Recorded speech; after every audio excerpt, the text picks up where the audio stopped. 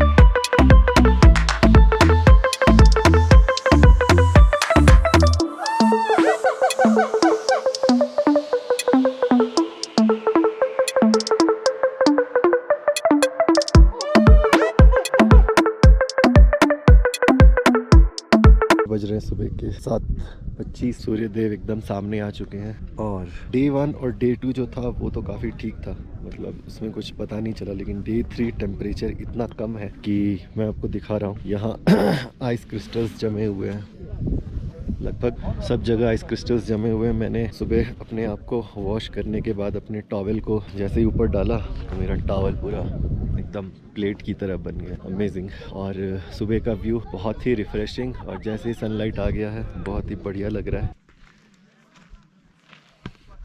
मैंने ऊपर तो 3 लेयर के कपड़े पहने हैं, लेकिन नीचे मेरे पास ज़्यादा थे नहीं, तो ठंड से मैं फील कर रहा हूँ। और रास्ता कुछ इस तरह का है। किलिमंजारो जो है वो एक वोल्केनिक ओरिजिन का माउंटेन है। तो कई लाखों साल पहले जब वोल्केनिक ओरिजिन से लावा निकला था, और ये लावा निकल के जब सॉलिडिफाई हुआ बाहर, तो उसके बाद ये माउंटेन और इसके आसपास के स्ट्रक्चर्स बने, और फिर वेदरिंग यानी कि डेन्यूडेशन और डिग्रेडेशन के प्रोसेस से ये पत्थर वगैरह बने, कुछ बड़े कुछ छोटे, और इस तरीके से ये पूरा जो माउंटेन है की ओरिजिन हुई इन शॉर्ट। बाकी इन डिटेल में आप जियोमॉर्फिक प्रोसेस जब पढ़ेंगे तो आपको पता चल जाएगा कि कैसे इसका ओरिजिन हुआ और कैसे ये फाइनली इस फॉर्म पे आया। जब हम लॉरेशिया या गोंडवाना लैंड की बात करते हैं, या उस समय की बात करते हैं जब जितने भी कॉन्टिनेंट से थे सब एक लैंड मास, और फिर जब प्लेट ड्रिफ्ट हुआ तो उसके कारण डिफरेंट कॉन्टिनेंट्स बने, सबडक्शन कन्वेक्शन के कारण जो तरह के स्ट्रक्चर्स फॉर्म हुए। और अभी मैं वॉक कर रहा हूँ जियोलॉजिकल ओरिजिन के माउंटेन पे, और बहुत ही अच्छा लग रहा है अपने आँखों से देखना। और मेरे सामने है उहुरु पीक, वो जो आप 2 पीक देख रहे हैं सामने, उसमें राइट वाला है Uhuru, is the highest point at 5895 metre, जहाँ हम जाएंगे परसों। आज हम लावा टावर, और फिर एक बार एक्लीमेटाइजेशन हो जाए तो फिर हम बरांको कैंप पे आज स्टे करेंगे। अभी 9 बज रहे हैं, हमें वॉक करते हुए लगभग 1 घंटे से ज़्यादा हो गया है। और आप देख सकते हैं कि किस तरह से जो लैंडस्केप वो अब चेंज हो गया है। तो यहाँ पे जो रॉक पार्टिकल्स हैं उनकी साइज़ बड़ी है। तो हमें पता है जब वेदरिंग होती है, जब वो रोल करके नीचे तरफ आते हैं, तो जो लार्जर साइज़ के पार्टिकल्स हैं वो ऊपर रहते हैं, जैसे जैसे वो नीचे जाते हैं वो छोटे होते जाते हैं। और अगर आप देखेंगे तो यहाँ पे वेजिटेशन ना के बराबर है, थोड़ी बहुत है बट ना के बराबर है। अब हम क्लाउड्स के अपीयरेंस के हिसाब से उनको डिवाइड करते हैं, तो वो बेसिकली 4 तरह के होते हैं। एक होता है सरस। तो सरस जो होते हैं, सरस क्लाउड्स, वो बेसिकली फेदर टाइप के होते हैं। उनका अपीयरेंस पक्षियों के पंख जैसा होता है। दूसरा होता है स्ट्रैटस। तो स्ट्रैटस बेसिकली शीट जैसे होते हैं, जैसे आपने मान लीजिए कोई टिन की शीट रख दी हो या आपने कॉटन की ही शीट बना के रख दी हो। और उसके बाद हमारा होता है क्यूमुलस। तो क्यूमुलस बेसिकली ग्लोब्यूलर मासेस जैसे होते हैं, जैसे आप कॉटन के बॉल समझ लीजिए। और चौथे प्रकार होते हैं क्लाउड्स ऑफ वर्टिकल डेवलपमेंट, मतलब वो नीचे से लेकर ऊपर तक जाते हैं। तो अभी मैं जहाँ खड़ा हूँ ये पड़ रहा है 2000 मीटर से लेकर के 6000 मीटर के रेंज में। तो जब आप लोअर लेवल पे बात करते हैं तो लोअर लेवल पे सरस क्लाउड्स नहीं फॉर्म होते। तो सरस क्लाउड्स बेसिकली 6000 मीटर से ऊपर फॉर्म होते हैं, तो सरस का यहाँ पे होने का चांस नहीं है।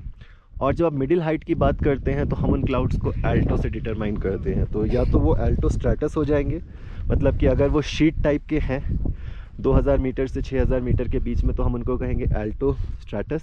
और अगर वो कॉटन बॉल जैसे हैं 2000 मीटर से लेकर के 6000 मीटर के बीच में तो हम उन्हें कहेंगे Alto cumulus.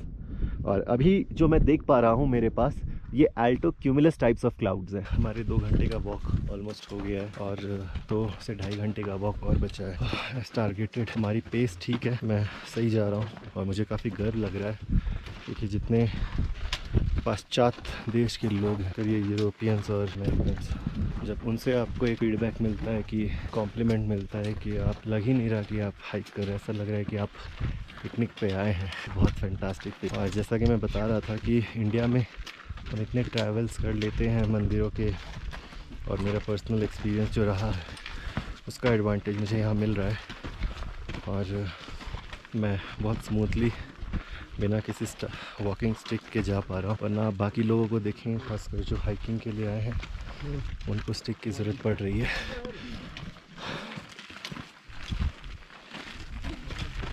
I must tell you, इतना आसान नहीं है। अगर आपको वीडियो देख के लग रहा है कि आसान है तो लेट मी टेल यू आसान नहीं है, but no pain no gain. अगर ये पेन मैं नहीं उठाऊंगा फिर मैं अफ्रीका की सबसे ऊंची चोटी तक कैसे पहुंचूंगा। अभी हालत ऐसी हो गई है कि दिल से सिर्फ एक ही आवाज़ आ रही, जोर से बोलो जय माता दी, सारे बोलो जय माता दी, मैं नहीं सुनिया जय माता दी, मिलके बोलो जय माता दी। तो अब माता का ही सहारा है क्योंकि बहुत ही डिफ़िकल्ट एक सिचुएशन, मतलब बॉडी बस चल रही है और शायद माँ के आशीर्वाद से मैं आगे बढ़ पा रहा हूँ, वरना कंडीशंस बहुत ही एक्सट्रीम है। और ये तो अभी सिर्फ स्टार्टर है, कल जब हम पीक के लिए रात में शुरू करेंगे तब तो सिचुएशन और भी ज़्यादा अलग होगी। इस ब्रिज को मैं क्रॉस कर रहा हूँ और 4000 मीटर की एल्टीट्यूड पे हवा जो है वो बहुत पतली हो गई है, तो सांस लेने में भी थोड़ी सी दिक्कत सी लग रही है। और यही एक्लिमेटाइजेशन है जिसकी हम बात करते हैं। तो हम यहाँ पे करीबन 1 घंटे रुकेंगे और फिर के बाद हम थोड़ा सा नीचे जाएंगे, अराउंड 3900 मीटर। हम पहुँच गए हमारे अगले टॉप पे और ये सामने जो आप देख रहे हैं ये है लावा रॉक, और शायद इसी के ऊपर नाम है यहाँ का लावा टावर। अब मुझे एक्सप्लेन करने की ज़रूरत नहीं है कि इस जगह को क्यों लावा टावर कहा जाता है, बट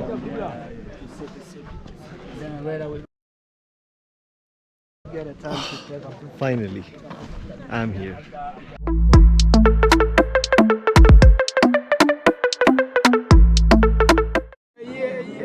ये लोग मुझे कह रहे हैं कि मैं ऊपर जाऊं वहाँ पे और उस लावा रॉक से अगर मैं गिर गया तो क्या होगा।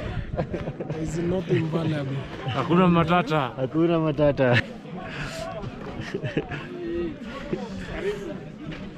तो यहाँ पे थोड़ा सा मैं आपको लावा रॉक दिखा देता हूँ, तो जिसके ऊपर ये नाम पड़ा है। यहाँ पे ना तो कैंप करना अलाउड है, ना यहाँ खड़े रहना अलाउड है क्योंकि पत्थर गिर सकते हैं। और अगर आप देखेंगे अभी तो बादलों के बीच में घिरा है, बट फिर भी आपको एक व्यू दिख जाएगा इस लावा रॉक का। कई सदियों साल पहले जब लावा निकला तब डुम तो ये बना था लावा रॉक। और मैं खड़ा हूँ इस लावा रॉक के नीचे, ऊपर नहीं, ऊपर से सिर्फ नीचे गिरेंगे। हमें यहाँ पे रुकना होगा कम से कम आधा 1 घंटा क्योंकि एक्लिमेटाइजेशन करना ज़रूरी है 4600 मीटर पे, और ये एक्लिमेटाइजेशन ही हेल्प करेगा जब मैं उहुरू पीक जाऊंगा। डेफिनेटली चैलेंजिंग सिचुएशन है, मैं ये नहीं कहूँगा कि बहुत कंफर्टेबली मैं इसको कर रहा हूँ, बट कर रहा हूँ। तो फिर से जय माता दी। तो 300 मीटर नीचे जाएंगे और 2 घंटे Give me some. Open this for me. तो 2 घंटे लगेंगे हमें। Just one second. Meet this lovely couple from Germany. Cheers. So they are from Frankfurt, and they tell that I am very okay. You tell what? He looks like he's going on a picnic. So you see, Very relaxed. Running up the mountain.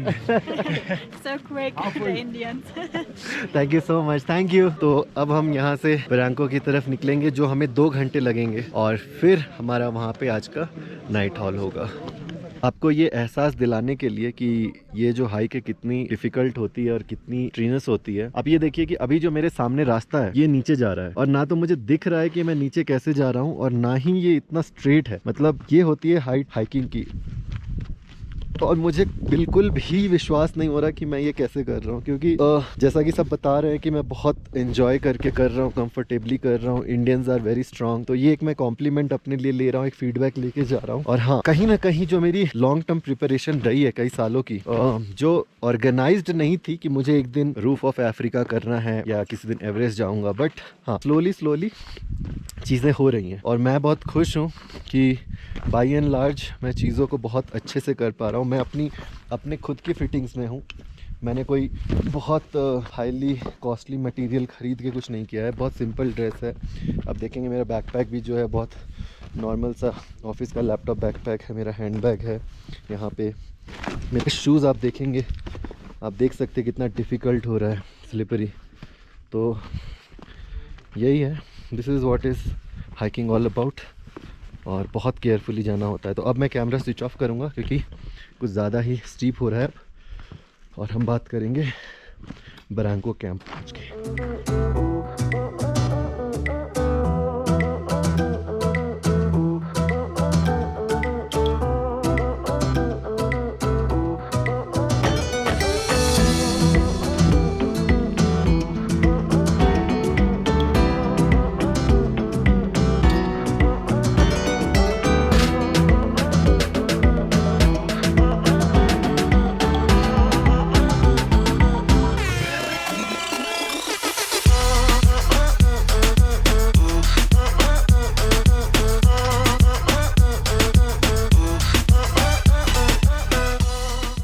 तो अभी यहाँ पे ugali बन रहा है, ugali right? ये देखिए, तो इस तरह का समा है यहाँ पे, या ब्यूटीफुल। तो कुछ ऐसा कैंप साइट होता है। Kuna matata. Hakuna matata. Ya, tunakula ugali. हकुना मटाटा का मतलब होता है नो प्रॉब्लम। Ya. और ये देखिए यहाँ पे बन रहा है, ये मास्टर शेफ है। ब्यूटीफुल। तो कुछ इस तरीके का समा होता है, और अगर आप आते हैं तो आपको बहुत बहुत फैंटास्टिक लगेगा। तो किलिमंजारो आइए और एंजॉय कीजिए। तो हर किसी की अपनी लाइफ होती है, और ये अपनी लाइफ एंजॉय, तो एब्सोल्युटली नाइस।